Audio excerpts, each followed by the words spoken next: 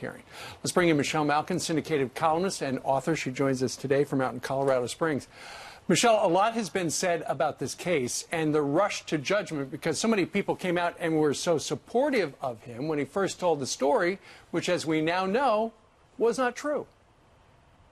Right, it wasn't true. And in my experience of reporting on hate crime hoaxes over the last 20 years, when you see one social justice huckster, you've seen them all.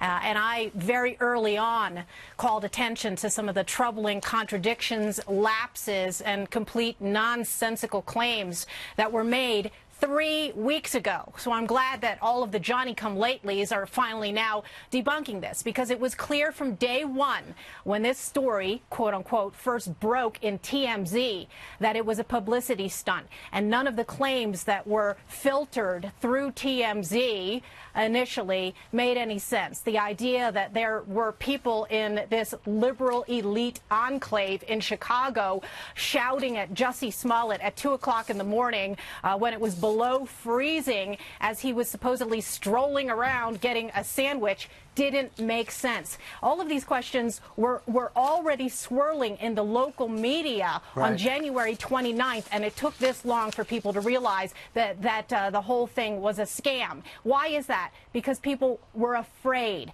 They've been intimidated for so long into asking these common sense questions because of identity politics. Not the Chicago cops. They got to the bottom of it. They were relentless in doing it, and I'm sure other cases were starved because of it. Now, a lot of candidates quickly ran to the defense and to express their outrage. Hey, even the president did. But we should call Adam Schiff, actually tweeted immediately saying this: I met Jussie Smollett at a pride parade in Los Angeles and have seen the passion and moral clarity of his activism firsthand. This week he was the victim of a horrific attack. We pray for your speedy recovery, Jussie, and reject this act of hatred and bigotry. He has deleted that since. Yes, a lot of people have. And, of course, now people like Kamala Harris have been struck with sudden death syndrome. Ask her about the tweet that she wrote. Can't hear you. La, la, la, can't hear you. And a lot of this, of course, falls on the media as well, which stoked the hysteria about it and is in large part responsible for this culture of just knee-jerk witch hunts.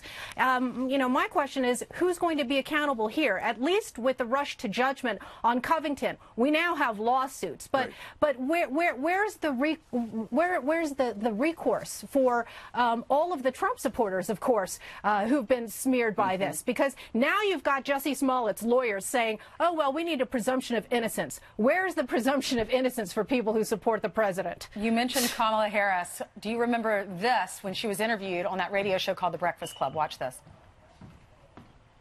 They say you oppose legalizing weed.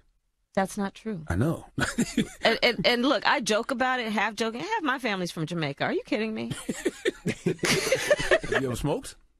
I have. Okay. Like I inhale. I did inhale. Okay.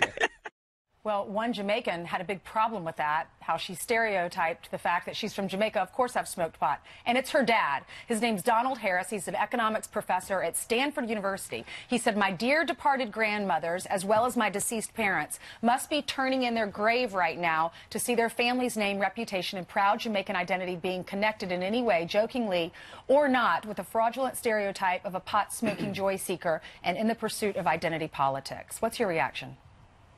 Amen. I'd like to write in Donald Harris instead of Kamala. I mean, the pathetic pandering is so cringeworthy from Kamala Harris that even her phone father is throwing her under the bus after she threw her family under the bus. You know, this is a serious issue, and I have written about my own, I guess, somewhat unorthodox views about medical marijuana in particular, and my own family's positive experience with it. It certainly doesn't help the cause of people who are trying to, you know, argue on behalf of things like that, to have somebody so flippant. And you've got time traveler Kamala Harris, of course, who smoked pot while she was listening to music that hadn't even been made yet. Right, and she's like a ninth grader. She's a ninth grader trying to be one of the cool kids from the people that brought you Get Me a Beer, Elizabeth Warren. If there's one thing to learn from President Trump and even Bernie Sanders, be yourself, and then we'll decide if you're the right person for the job. She's pretending to be somebody she's not. Michelle, thanks so much. Yep.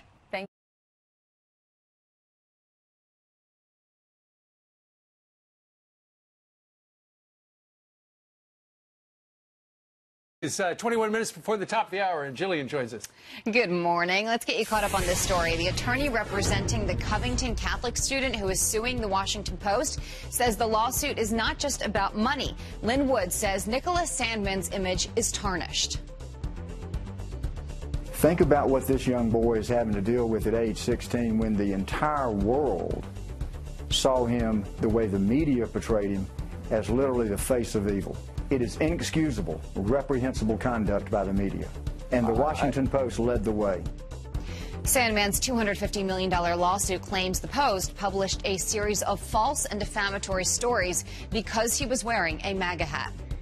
Sex education may soon become mandatory in some public schools. A Washington state Democrat is pushing a new bill that would require schools to provide the curriculum to students. Supporters claim it is essential to health, relationships, and life goals, but critics say it should not be funded by taxpayer dollars and may be too graphic for children.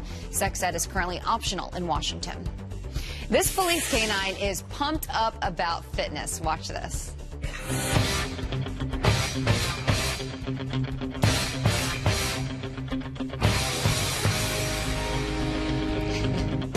That's Athos the dog doing push-ups with officers at his New Hampshire Police Department. The Auburn Police now challenging other departments to see if they can do any better. You know, you see that angle of the video because for a second I was wondering, I'm like, does someone have a treat up here? And they're like going like, you know, up, down. Somebody's got a treat. The dog is looking at somebody. I know. No, he Maybe just the- wants to participate. Do you think the cops have a treat, too? I would want a treat. Yeah, Did absolutely. you see the guy behind the counter? He's like typing and he's still going up and down. It's cute. Listen. I love it. Very good. Thank It's you like very much. Soul Cycle. Have you ever taken one of those classes? Nope. All right. What you do? You move. No soul. 20 minutes before the top of the hour, and Janice is outside. What's Nice a soul day. cycle? Yeah. Hi, guys! Look at this crowd today. Amazing. You're from Florida. You know it's going to be like 86 in Orlando today. Yes, and Why I'm going are you home here? for work. Okay. What, you're going to be excited? Yes. Just to go home? Yeah. Can I come? Yes, you can. Excellent. Let's take a look at the maps real quick, and I will show you the discrepancy between what's happening in Tampa and 34 here in New York and across the Northern Plains. It's still 8 in Minneapolis. So it's still cold. That's where we have the potential for snow heading into the next couple of days. The flash flood potential for the southeast over the next few days as well. We're going to see flash flooding. And can you believe we had snow in Las Vegas yesterday, my friends? We have snow in parts of Arizona and Utah and Nevada and Colorado. So that's going to be another big story. Severe weather as well for the southeast. Wave, my enthusiastic bunch of friends. Woo! Thank you for coming to Fox and Friends. It's going to be 52 degrees today. Do you believe this? I know it's going to melt that in the United States. They are now camped out near the same border wall that potential 2020 candidate Beto O'Rourke would like to take down. And Griff Jenkins is live on the ground in Mexico with the caravan as those migrants are preparing to start their day. Good morning, Griff. Good morning, Angeline and Steve. That's right. 1,000+ caravan crossing in Mexico's southern border yet again, as in cities like Juarez, you have the shelters just maxing out. The one behind me and one across town, the same scene we've seen, people crammed in there. We talked to one of the migrants, Randy Davidson, about the suggestion by Democrat hopefuls like Beto O'Rourke to take down a wall. Here's what he had to say. When you hear the Democrat candidates say, take the wall down, there should not be a wall, how do you feel about that? Very comfortable. I guess if you ask many people here what they feel about that, they're going to say, that's like very comfortable. Take the wall down? Take the wall down. A group of House Democrats with the Homeland Security Committee are making a Codell, guys, down to El Paso across the border from me. A little bit of what they're going to see is a 478% increase of apprehensions in the El Paso sector in fiscal year 19. This all comes as Secretary Nielsen, DHS Secretary Nielsen, made a trip yesterday to El Salvador to try and get those countries to come to an agreement to stop the flow of immigrants. Ainsley, Steve? All right, Griff, thank you very much. All right, let's hand it over to Brian for an interview. All right. Hey, the Trump administration is refusing to allow a woman, an Alabama woman, who left the U.S. to join ISIS back into the United States. She had 3 husbands, and now she has 1 kid. Hoda Mutana traveled to Syria and married an ISIS fighter 4 years ago. Now she says she wants to come home. But Secretary of State Mike Pompeo says she's not a U.S. citizen, has no legal basis to return. Her family, of course, pushing back on this. Former Assistant Secretary of State to Colin Powell and attorney Robert Charles joins us now. Robert, for those who leave, whether they're citizens or not, they can't come back, can they? No, I mean, I think what Mike Pompeo is exactly right here. What you're witnessing is the operational definition of the renunciation or the renouncing of their citizenship. And in our, we have a federal statutes. We have the Constitution itself, which defines treason very clearly. In fact, even Alabama has laws that define treason, and she fits directly into that. So the bottom line is that what she did was what they call levying war against the state, or joining a foreign force to fight the United States. And so she's renounced her citizenship claim. The other thing I'll just note is that your last two stories, this story and the preceding one, are in some ways related. And they're related because it is very important that we assimilate immigrants into this country. And what happened is she was kind of part of an enclave that was radicalizing people, was sort of untouched by those around her, and eventually ended up over there. Got caught. You can't say, oops, I got caught. And then come back. Right. But the reality is we need to assimilate our immigrants, which is why the president is right in slowing down the flow of immigrants so that they can be taught American history, language, culture, and that civic duties attached to civil rights. Yeah, I got a huge problem with the lack of history in our schools to begin with, and the way we're redoing the textbooks. But people would push back and say, hey, wait a second. Didn't New York City have Little Italy, and they have, Brazil? Mini Brazil is just across the street here. What's the difference between the way we used to do it and we do it now? Excellent question. And the bottom line here is that it is important for people to have their cultural identity associated. If you have a long family history in one way or another, I mean, my family got here in the 1640s, but the reality is if you have an Italian, Irish, or Arab history, and the cultural piece of it is fine. You also have to subscribe to the American Bill of Rights. You have to understand the obligations of a citizen. You have to speak the language. You have to understand the history of America. Right. And we've always done that. Believe it or not, whether you were, up until recently, we've been very careful as a community, as a nation, to reach out and to help assimilate people. So that's an important obligation that we all have, to try to bring people into the fold. And you link stories, I'll link one. It's really about the illegal immigration story. Are people coming here legally the right way? We've never been anti-immigrant. We never will be. That's right. But are you coming here the right way, and do you want to be an American? We have to have a process. Bingo. All right, that's good comeback. And they would tell me to rap, as if they were trying to tell you to rap too. Yes, all right, sir. Robert Charles, thank you so much. Very disciplined man. All right, straight ahead.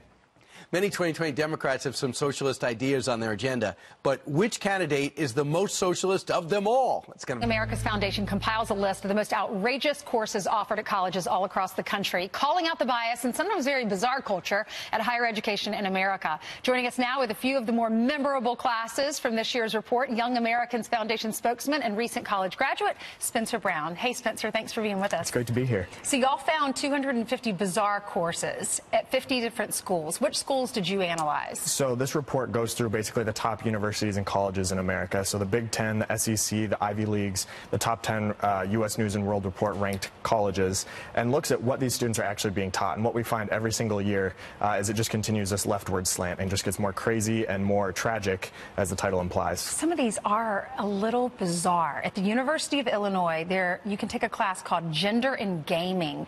It examines the history of gender in video games, internet bullying, doxing, trolling, an effort to consolidate and maintain video games and geek culture as a domain of masculinity and whiteness. Yeah, so what we see kind of throughout these courses, but this is a key example of it, is just the scapegoating of white males. We see that from the left all over the place, whether it be in pop culture, but especially on college campuses. And so what you see here is them just blaming white men for an apparent lack of representation they feel exists in geek culture for women. And so it really just goes to show, again, white males are the most disfavored group on college campuses. At the University of Minnesota, you can take a class called Marx for Today. It provides students with an introduction to Marxist theory with particular attention to its relevance for the contemporary world. You have this course where these are professors teaching the rising generation that somehow Marx's ideology has room in today's society, and obviously that's not the case.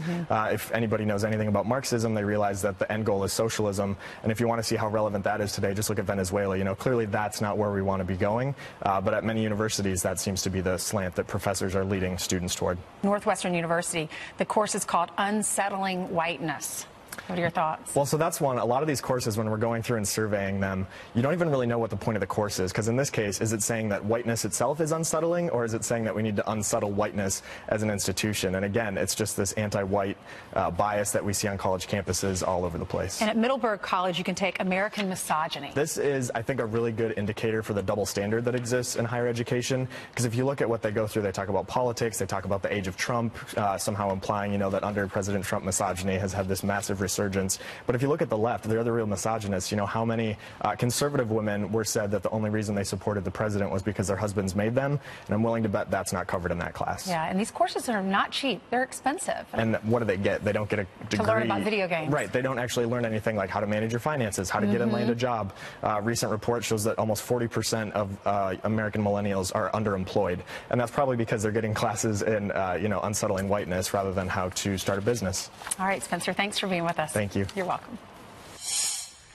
Andrew McCabe's been on a media blitz all week, slamming President Trump, and now one senator. A fortune and resources. This particular hate hoax has to be atoned for. Special counsel Bob Mueller's probe expected to wrap up as early as next week. So the special counsel needs to bring his evidence forward, if he has any, and let's get on with it. That American ISIS bride says, I'm sorry, I made some mistakes. I want to come home. The bottom line is that what she did was what they call levying war against the state. Kamala Harris joked about smoking pot, but guess who isn't laughing? Her own father. The pathetic pandering is so cringeworthy that even her own father is throwing her under the bus. Thanks for nothing. A Times Square billboard slamming Alexandria Ocasio-Cortez for praising Amazon's decision to cancel their New York City headquarters. For that, right. I like that point. But I'll tell you one thing they do about this place: the minute you're done with the show, they shut the lights. I mean, I walked in between the 5 and outnumbered overtime, and there's not a soul here. You think we abandoned the place. And then it comes back on. So we're doing a great job watching the light bill. Between the 5 and outnumbered overtime, we're on between those two shows. No, no. Between the 5, which is at 5 o'clock, and outnumbered overtime. overtime. 5. The 5. Oh, at night. 5 at night and outnumbered overtime. This place is empty. So they turn off the lights. Between the 5, which is at 5 p.m., ends at 6. Then outnumbered overtime is at 1 o'clock in the afternoon. When Heather Heather Faulkner says, "Here's Dana," to the time Harris Faulkner says, "Here's Dana." He doesn't know the schedule, and he doesn't know his friends' names. Right off. Are you talking about the story with Martha McCallum? Oh my gosh! Okay, we're gonna hash all of this out during the next commercial break when the lights are on. Boy, okay, can we talk some news here? That's right. We'll get down to that. We've got a Fox News alert. Empire actor Jussie Smollett is now in police custody. He reportedly turned himself in at 5:15 local time Chicago. There are reports he may have made a statement. He is currently being booked, having a mugshot taken, and also fingerprinted. Not a good day for him. His arrest comes hours after Smollett was named an official suspect in the alleged hate crime attack against himself. He is charged with making false statements to police. That can result in prison time. We're going to learn more about those charges in a brand new news conference that's coming up in about 2 hours. Matt Finn is, meanwhile, live in Chicago as Smollett prepares to face a judge. Matt. Brian, Ainsley, Steve, right after this report, we are headed to that news conference, so we will bring you the details from Chicago Police Superintendent. More about Jussie Smollett's arrest expected to be revealed. Jussie Smollett is represented by 3 different attorneys, including high-profile criminal defense attorney Mark Geragos. And it's our understanding that Smollett never responded to Chicago Police's final request for an interview that they made last Saturday. So police took their case to a grand jury where they got the felony charge approved and the ability to arrest Smollett. Smollett's attorney released a statement writing, quote, "Like any other citizen, Mr. Smollett enjoys the presumption of innocence, particularly when there has been an investigation like this one where information, both true and false, has been repeatedly leaked.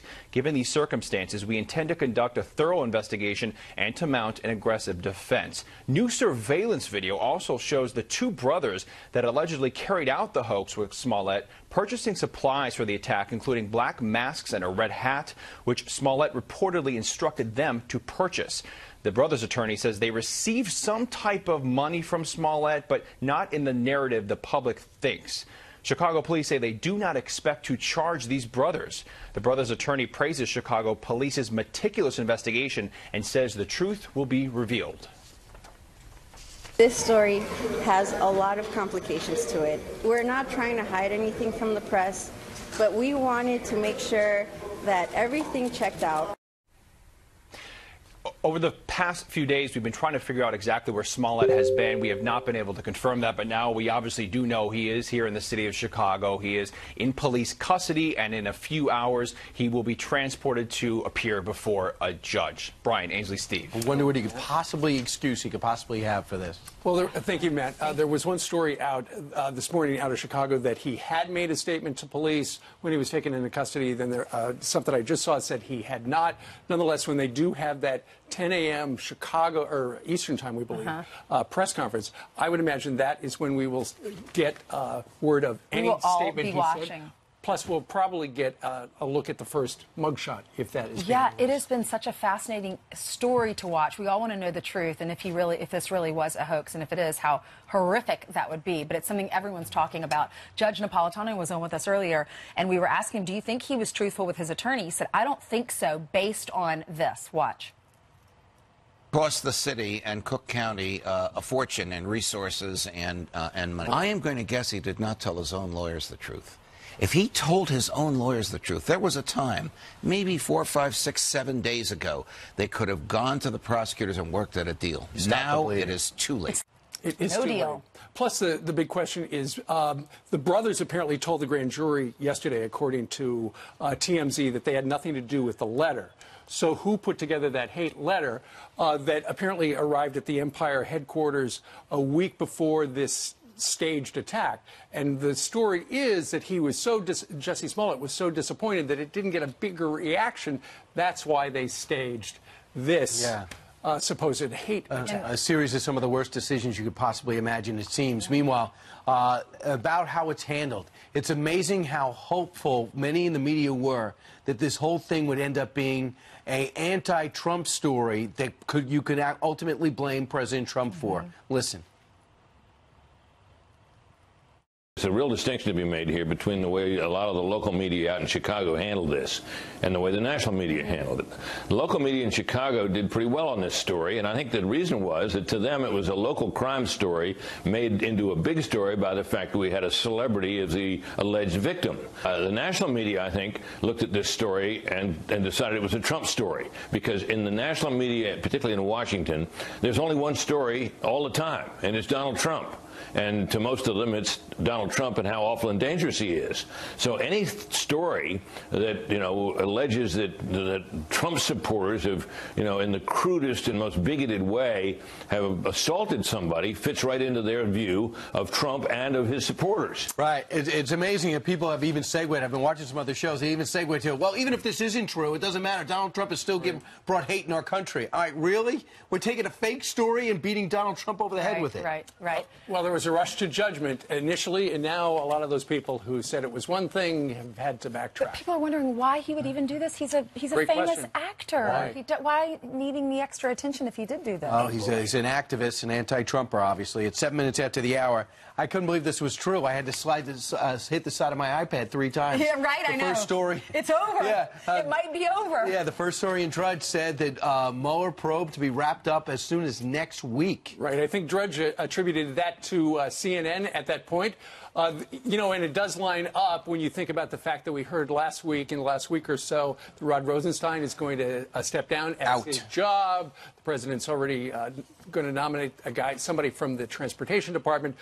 Rosenstein had said he would be there through the process. And now, what's curious is Josh Hawley, the new senator from the great state of Missouri, he has heard Andrew McCabe over the last week talk about how, he had a conversation with Rod Rosenstein. Hey, how do we get rid of the president? Should we do this? Who's in on the cabinet that we should talk to? That is why Senator Hawley now has sent a letter to Chris Wray, the FBI director, saying, I need some answers about what was going on, and I want the answers as soon as you can get to them. Here's the senator. It sounds like to me the FBI didn't want any oversight. The FBI didn't want to be held accountable.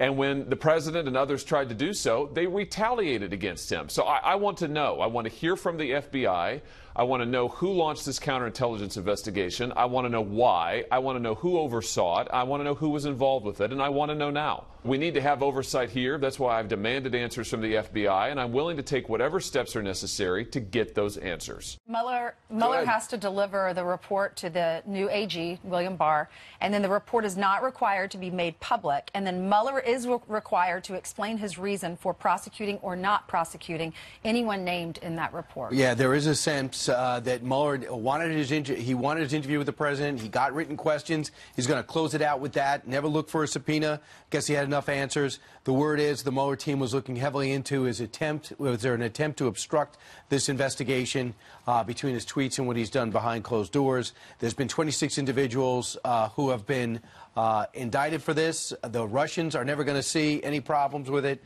But for Roger Stone and for Michael Flynn, they've been caught up in it.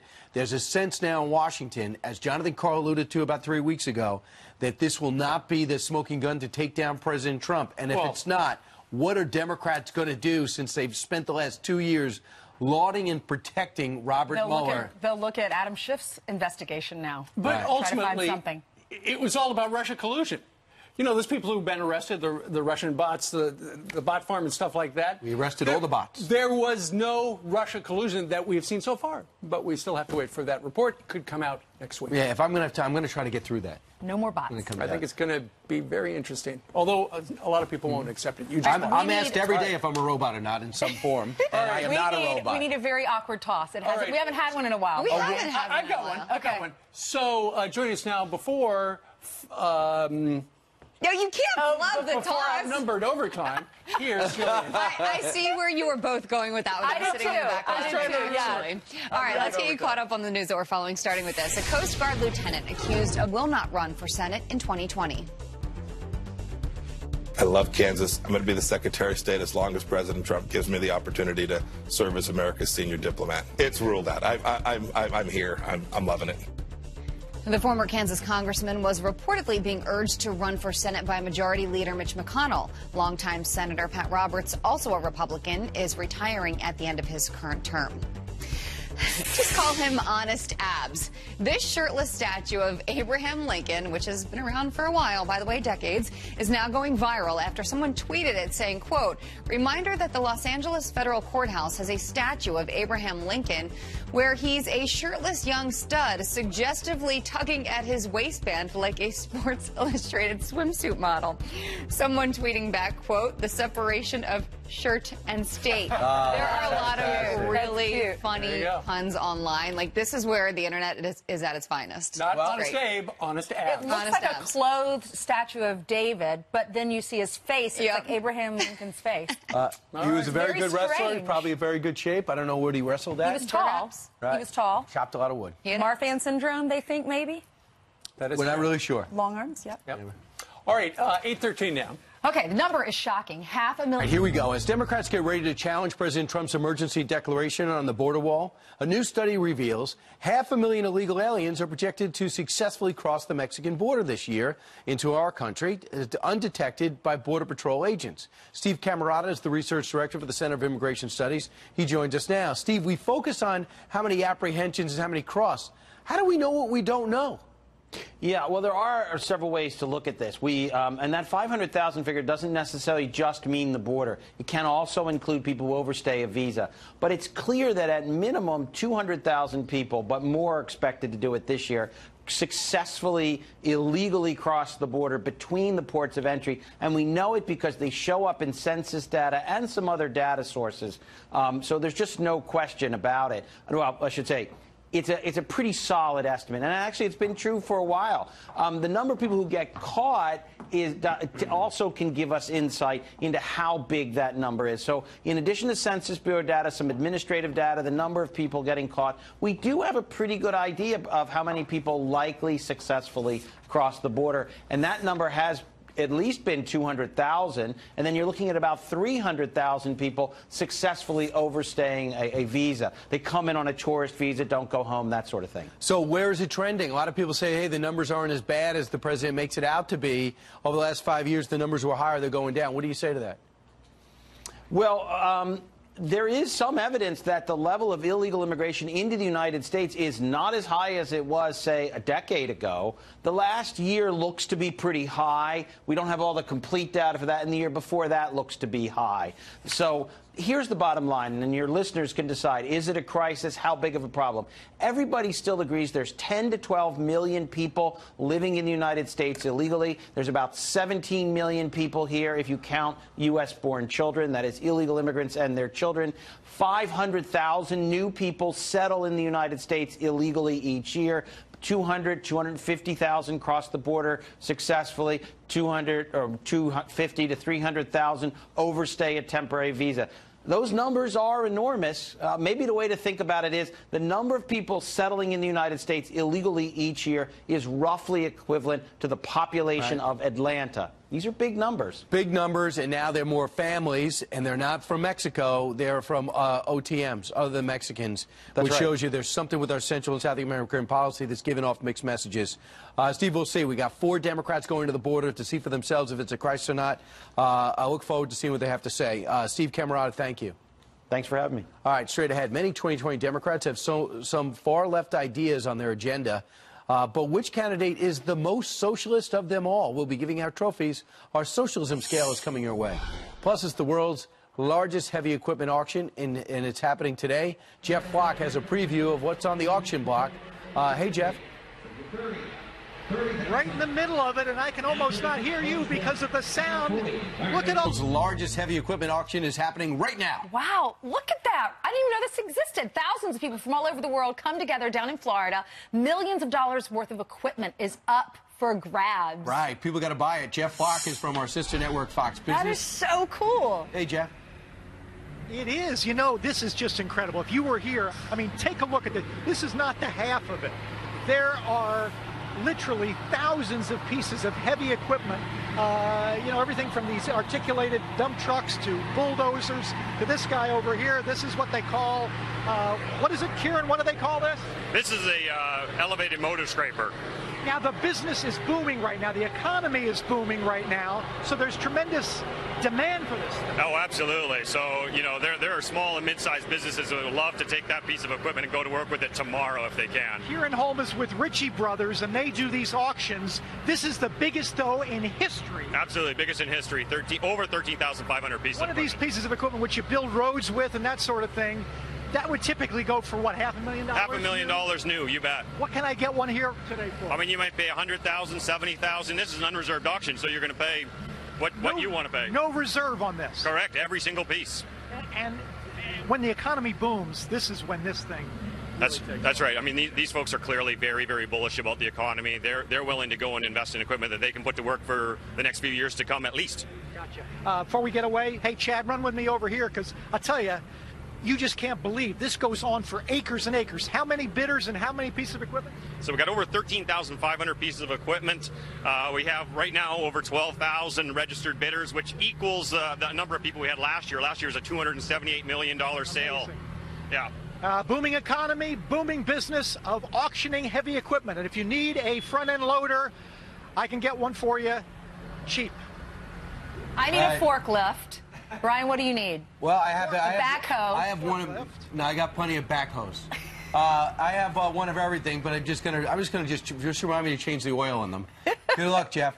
Thanks, Jeff. It's loud. Right. Steve, isn't that the coolest idea? That is cool if you need heavy equipment. All right. Meanwhile, let's talk about that guy right there. Democratic socialist Bernie Sanders is officially running for the White House, but the entire Democratic Party seems to be racing to the left with Bernie. So where do some of the candidates and their big government ideas fall on our socialism scale? Here to break it down is Chris Wilson, the former campaign pollster for Senator Ted Cruz. Today he's down in Austin.